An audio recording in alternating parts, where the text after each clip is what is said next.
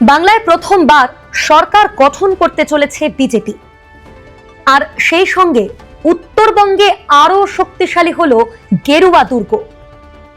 2019 হোক বা 2021, উত্তরবঙ্গের মানুষ বারবার বেছে নিয়েছেন বিজেপিকে। এবার ফের সেই ছবি, তবে তা আরো প্রবল। উত্তরবঙ্গ থেকেও কার্যত ওয়াশ আউট ঘাসফুল শিবির। গেরুয়া আবিরে ভরে গেল প্রায় গোটা উত্তরবঙ্গই।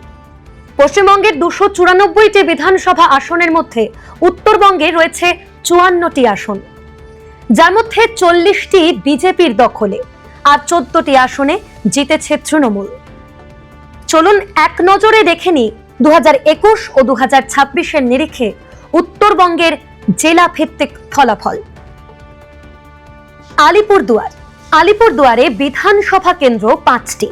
2021-এ আলিপুরদুয়ারে বিজেপি পেয়েছিল 5টি আসন, তৃণমূল পেয়েছিল 0 আসন।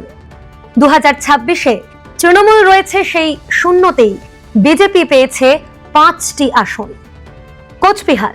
কোচবিহারে বিধানসভা কেন্দ্র 9টি। 2021-এ বিজেপি পেয়েছিল 7টি, তৃণমূল পেয়েছিল 2টি আসন।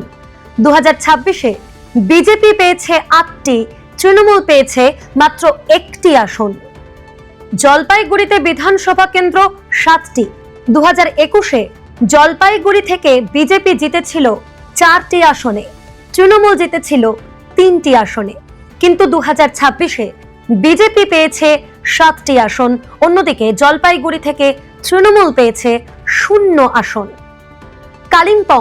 কালিম্পংয়ের বিধানসভা কেন্দ্র মাত্র 1টি। 2021-এ সেই একটি কেন্দ্র দখল করেছিল বিজেপি। 2026-এ বিজেপি সেখান থেকে একটি আসনে জয়লাভ করে এবং তৃণমূল 0। দার্জিলিংয়ের বিধানসভা কেন্দ্র 5টি। 2021-এ বিজেপি সেখান থেকে জয়লাভ করেছিল 5টি আসনেই, তৃণমূল ছিল 0। 2026 দার্জিলিং জেলায় 5টি বিধানসভা কেন্দ্র বিজেপিরই দখলে, তৃণমূল 0। উত্তর দিনাজপুরে 9টি বিধানসভা কেন্দ্র বর্তমান। 2021-এ বিজেপি পেয়েছিল 2টি আসন, তৃণমূল পেয়েছিল 7টি আসন। 2026-এ উত্তর দিনাজপুর থেকে বিজেপি জয়লাভ করেছে 4টি আসনে এবং তৃণমূল পেয়েছে 5টি আসন। দক্ষিণ দিনাজপুর, সেখানে বিধানসভা কেন্দ্র 6টি।